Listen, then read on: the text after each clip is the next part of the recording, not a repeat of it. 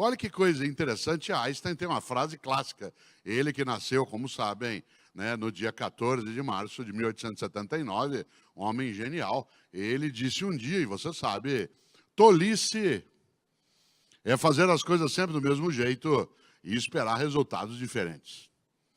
Tolice é fazer as coisas sempre do mesmo jeito e esperar resultados diferentes. Cuidado, eu sou professor há 42 anos, sou professor titular de universidade, tenho doutorado, 30 livros publicados. Será que eu já estou pronto? Não no mundo de mudança e velocidade. Vou contar uma coisa para você que talvez você não tenha notado, porque você trabalha, mas o mundo está mudando. Você já tinha notado isso? Você diz, é óbvio, Cortella, você não veio no final de tarde desse falar uma coisa tão evidente como essa. Cuidado, a novidade não é a mudança do mundo, porque ele sempre mudou. A novidade, e essa é inédita, é a velocidade da mudança.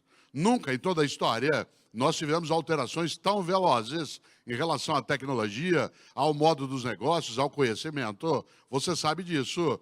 Nos últimos 50 anos, 50, houve mais desenvolvimento tecnológico do que em toda a história anterior da humanidade. Isso significa que nós temos de ter uma inteligência mais apurada. Nós não podemos perder a oportunidade de renovação. Nós não podemos deixar de ir buscar aquilo que cria para nós futuro e, portanto, dá densidade àquilo que temos de fazer. Nunca imaginei que eu ia ter um livro na área de esoterismo. E o livro é sobre carreira, vida. Chama-se Por que Fazemos o que Fazemos. Por que fazemos o que fazemos. É interessante porque uma das coisas que eu levanto, né, ali naquela reflexão é algo que nos importa bastante, que é, será que eu já estou preparado? Será que eu, Cortella, por exemplo, já sei dar aula? 42 anos de docência, eu preciso estar me reinventando de modo contínuo. Há 30 anos eu podia ficar algum tempo ensinando do mesmo modo agora. Não mais. Você tem novas formas, novas tecnologias, novos modos de mercado. Por exemplo, nosso país muda. Exemplo, hoje tem jogo da seleção brasileira. Nas eliminatórias da Copa do Mundo, uma parte das pessoas não lembrou disso. No nosso país, há 10 anos, isso seria decisivo. Qualquer pessoa acordaria nesta quinta-feira, já com essa ideia na cabeça. Hoje, nem 20% das pessoas aqui, durante o dia, se lembraram daquilo que há 10 anos era um fato de comoção nacional, um jogo contra o Uruguai, numa eliminatória da Copa do Mundo. No entanto, se eu perguntar aqui nesse auditório o nome de 5 jogadores da Seleção Brasileira de Futebol, provavelmente quase ninguém o saberá. Mas se eu perguntar aqui o nome de 5 ministros do Supremo Tribunal Federal, todos saberão. Aqui, no bar da esquina, no ônibus, no metrô, essa hora. Muda o mundo. Um país que até há 10 anos, por exemplo, tinha uma fixação muito no mundo do esporte, hoje se volta também para aquilo que é a maior aula de educação moral e cívica que nós tivemos na história, que é o que nós aprendemos nos últimos 3 anos, e que, de repente, nós estamos nos vendo de outro modo.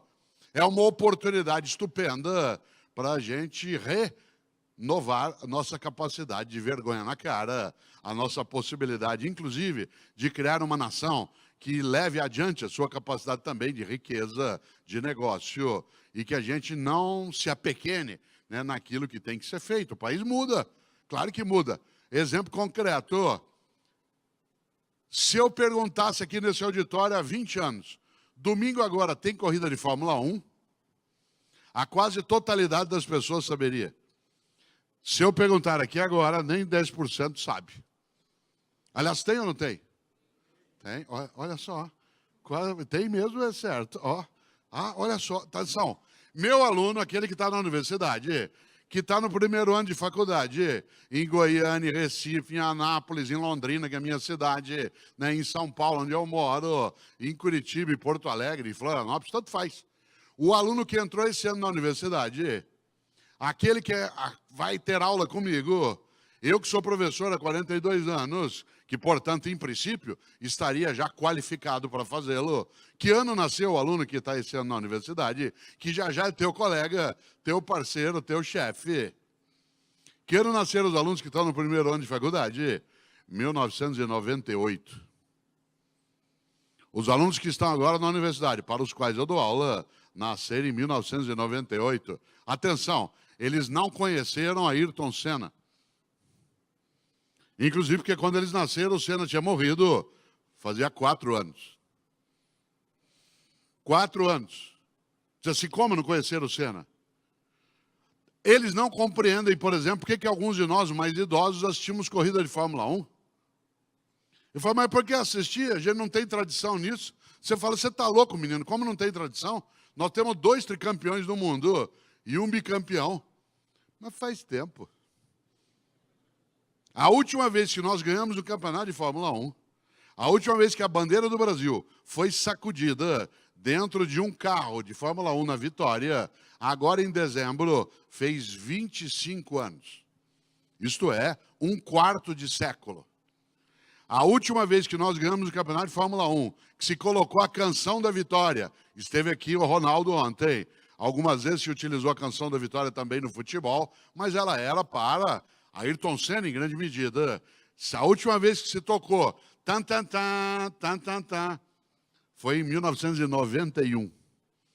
Só para você ter uma ideia do que isso significa, em 1991, o presidente do Brasil era o Collor, que agora é da Comissão de Ética do Senado.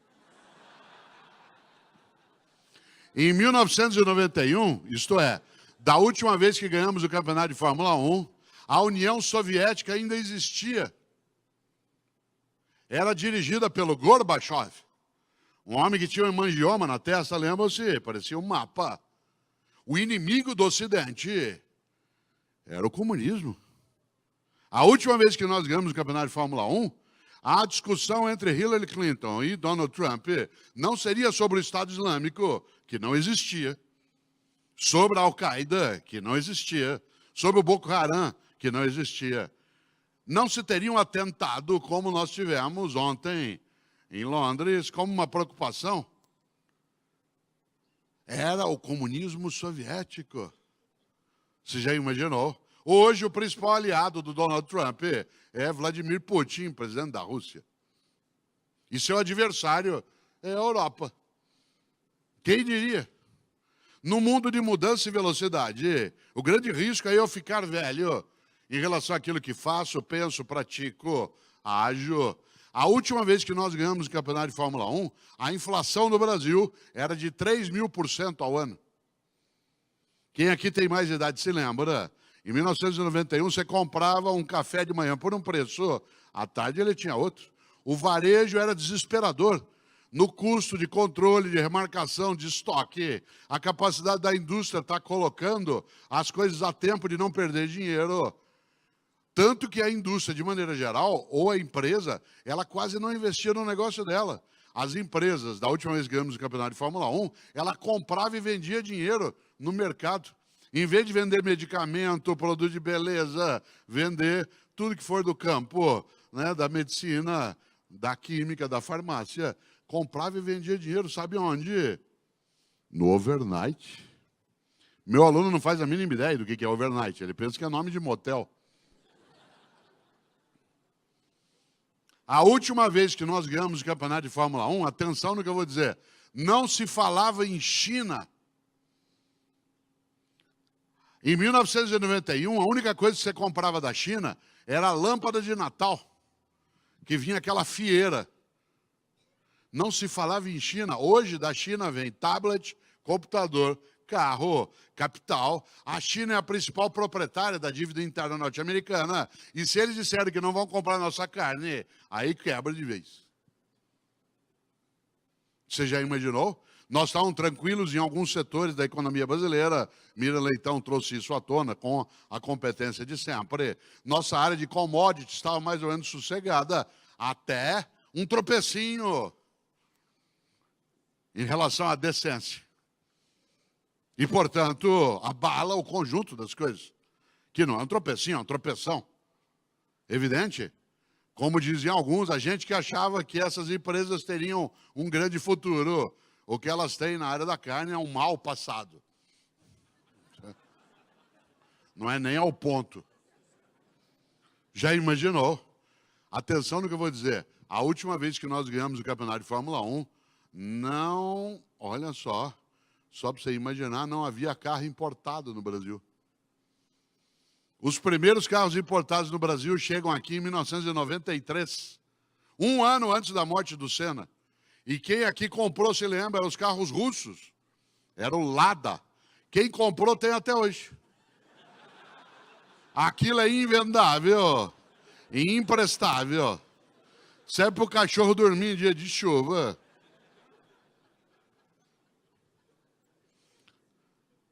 Mudou o mundo, mudou o negócio, mudou a maneira de fazer. Por exemplo, nós estamos aqui na zona norte de São Paulo, alguns aqui se lembram. Daqui de Guarulhos, próximo a nós, veio uma das bandas mais estupendas da música brasileira, Mamonas Assassinas. Meus alunos não conheceram os Mamonas Assassinas, porque os Mamonas agora, atenção, no dia 2 de março, fez 21 anos da morte dos Mamonas. Eles morreram no dia 2 de março de 1996, num acidente, aliás, próximo aqui a Atibaia, quando o avião pegou a rota errada e bateu numa montanha. Meus alunos não conheceram os Mamonas Assassinas, aliás, eles não sabem nem o que é mamona. Quanto mais assassina. Ele pensa que é um vírus novo que está aí. Outro dia, em sala de aula, eu falei, por que os Mamonas Assassinos? Falei, Mamonas o quê, professor? Foi Mamonas Assassinos. Falei, o que é isso? Falei, é um grupo de música. Falei, o que eles fazem? Falei, eles cantavam. Falei, eles morreram. Falei, vocês nunca viram? Falei, não. Eram uns que tinham a Brasília amarela. Brasília? Eu falei, vocês nunca viram um carro projetado por um engenheiro brasileiro? Tinha, aliás, era ótimo, tinha 2 carburadores. Carburador. A velocidade, a mudança, a alteração é tamanha que, por exemplo, meu aluno não imagina que Ayrton Senna não conheceu a internet. A internet mudou o mundo. A internet civil no Brasil é de dezembro de 95. Vocês já imaginaram? A internet mudou o modo de fazer negócio, a maneira de ir ao médico, a capacidade de concorrência, a transparência pública. Não haveria denúncia de patifaria no país se não fossem as plataformas digitais.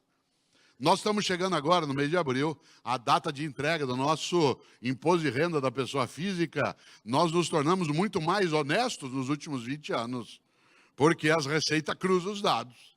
Quando não tinha, há 20 anos, o que você fazia nessa época? Começava a comprar recibo. Tem uma sobrinha que é dentista, ela está vendendo recibo, você quer comprar. Você já imaginou? Hoje você tem plataforma digital onde você vai e deixa rastro. Fica rastro. Ué, de quem que é essa conta? Ah, não sei. Ué, mas está no seu nome. Nem tinha notado. Mas tem 5 milhões nela. Ah, eu não tiro extrato. Professor, o senhor está frequentando site pornográfico. Eu? Imagina, jamais. Ué, mas o protocolo é seu, o IP do internet é seu. Ah, sim, de vez em quando eu entro para ver o que meus alunos estão assistindo. Mas é só pedagógico. É igual corrupção do bem, entendeu? Caixa 2 do bem. É uso recreativo. Já imaginou? No mundo de mudança, meu aluno não supõe que Ayrton Senna não tenha conhecido a internet, que mudou a maneira de dar aula, mudou a maneira de fazer negócio, mudou a maneira de estudar, de viajar.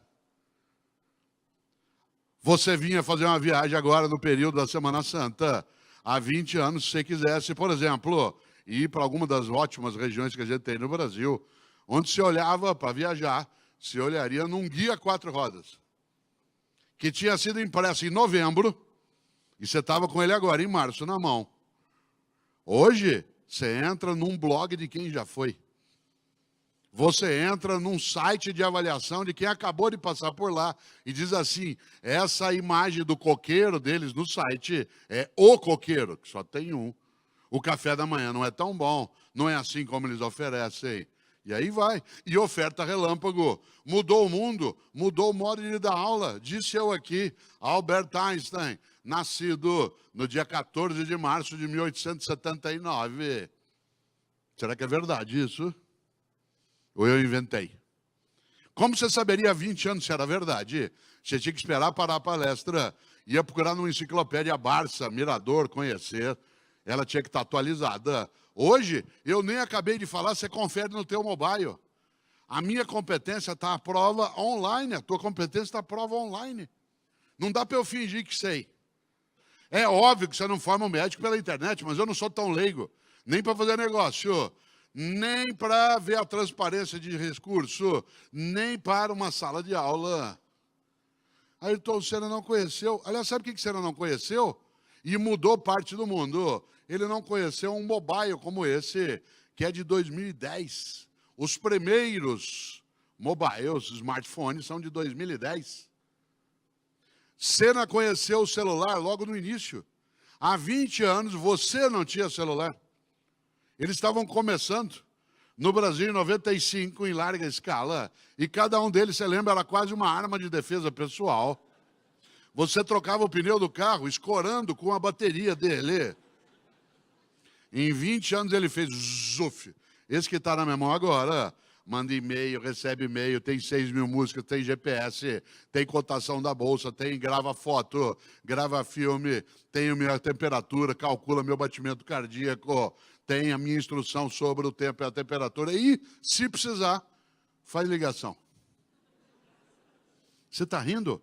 Meu aluno não usa isso para falar, ele usa para escrever. Eles reinventaram o telégrafo. Quer falar com teu filho agora? Liga para ele e não responde. Manda uma mensagem e ele responde. Eles não usam isso para falar, eles usam para escrever. Aliás, você sabe quando alguém é idoso, porque ele está com isso no ouvido. Ninguém, atenção, ninguém com menos de 20 anos de idade põe isso no ouvido. Pôs no ouvido tem mais de 20 anos, já está idoso. E eles fazem uma coisa incrível, escrevem com um único dedo, que é o polegar. Durante séculos na história da humanidade, nós usamos o dedo indicador para as operações técnicas. Agora é o polegar. No volante do carro, o acerto do espelho, a mexida no banco, a marcha em alguns veículos, o acerto do som do rádio. E nós habituados a ficar com esse dedo. Tanto que quem é idoso, como eu, não consegue fazer com o polegar. Segura com a mão e faz com a outra. Até de costas, parece uma galinha balançando. Você diz, ué, e o que isso tem conosco? Mudou o modo de comunicação. A nova geração que está vindo, ela está habituada a ler e escrever.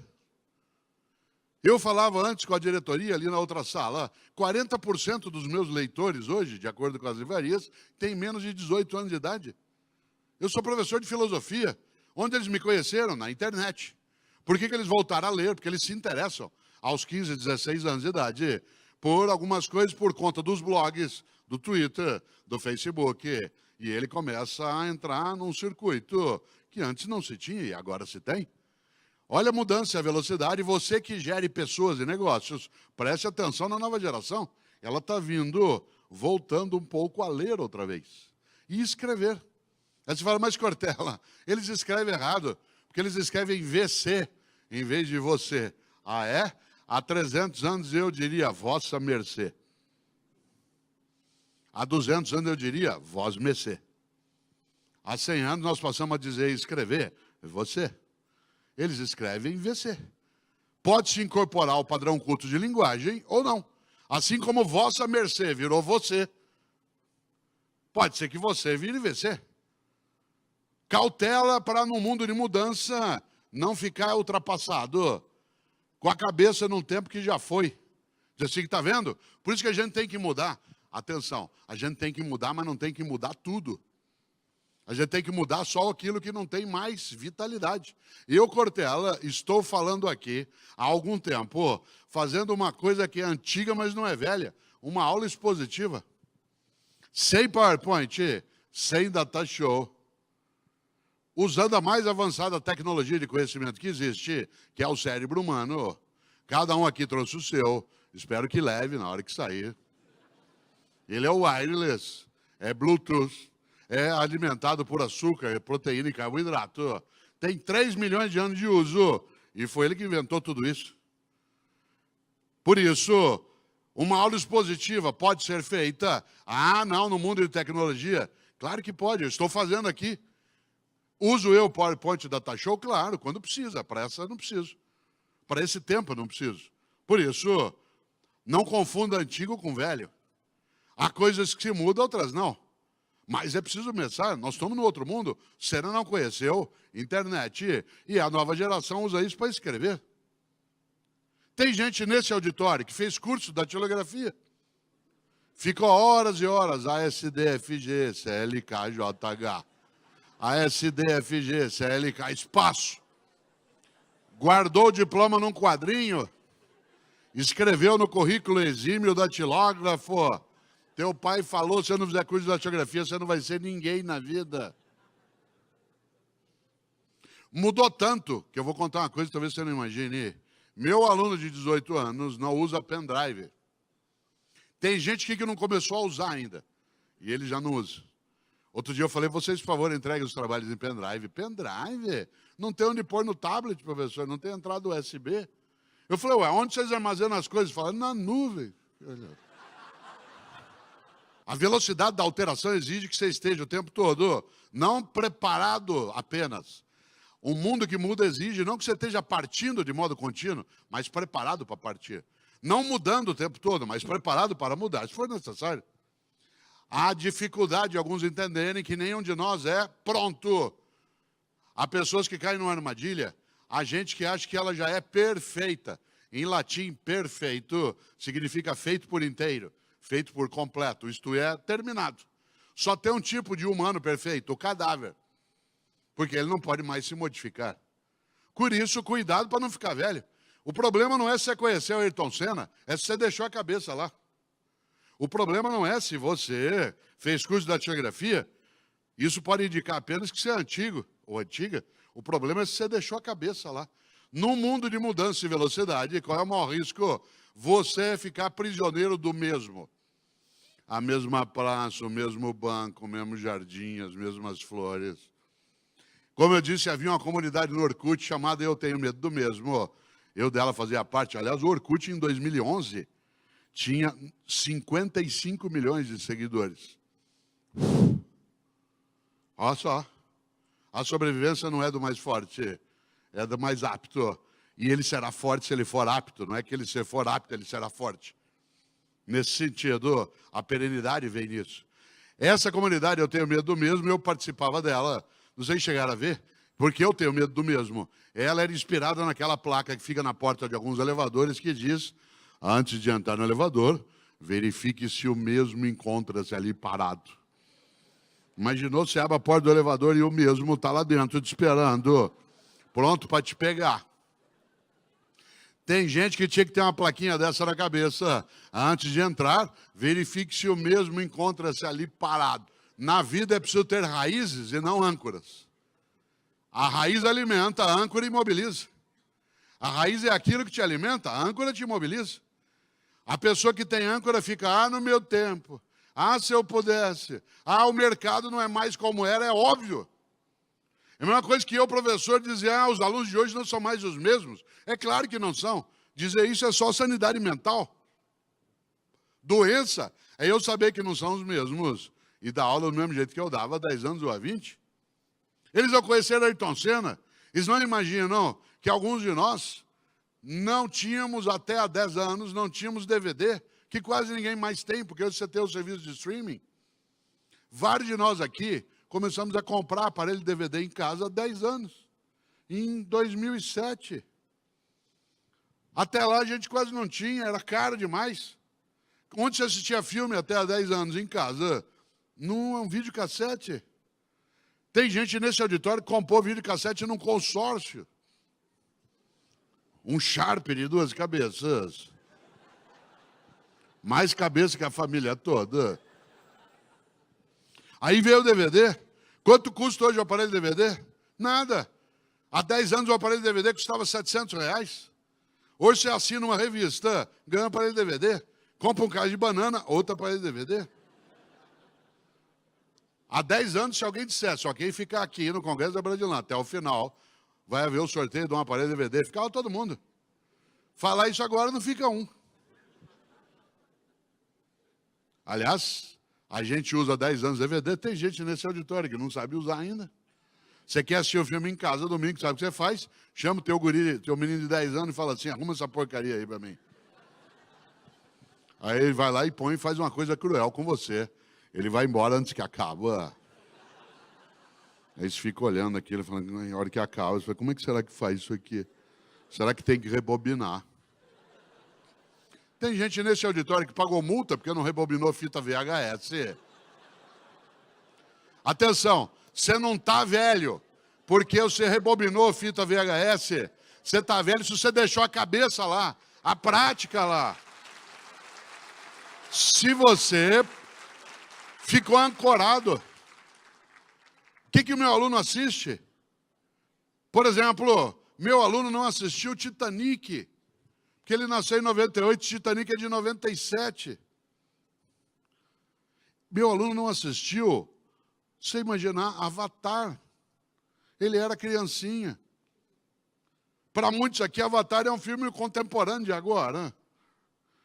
Você já imaginou? Você diz, ué, e o que isso tem com isso? Como é que eu dou aula para ele? Eu tenho que me preparar. Que música ele ouve? Que filme ele assiste? O que o emociona?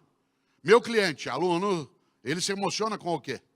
Para isso eu tenho que me preparar. Por exemplo, eu cortei a lã, 42 anos de docência, palestra, e todo dia eu ouço música, sem exceção. Todo dia, das 5 às 5:30 da manhã, eu ouço música propositadamente. Como eu acordo às 4 horas da manhã, há mais de 40 anos, inclusive porque eu entro no rádio 6:30, né? Eu todo dia ouço música das 5 às 5:30 da manhã. O que eu ouço? O que o meu aluno ouve. Não ouço aquilo que eu gosto no já. Aquilo que eu gosto eu já ouço em outros horários. Ali eu ouço aquilo que eu não conheço. Aquilo que eu não sei como é que é. Que eu não entendo direito. Ontem, por exemplo, eu estava em Belo Horizonte. Eu acordei 5 às 5:30 da manhã ouvindo One Direction. Meia hora. Hoje, meia hora ouvindo Lady Gaga. Paparazzi, Poker Face, Bad Romance, Alejandro, Telefone. Gosto de Lady Gaga? Começando a gostar. Tem que gostar? Não. O que eu tenho é que saber.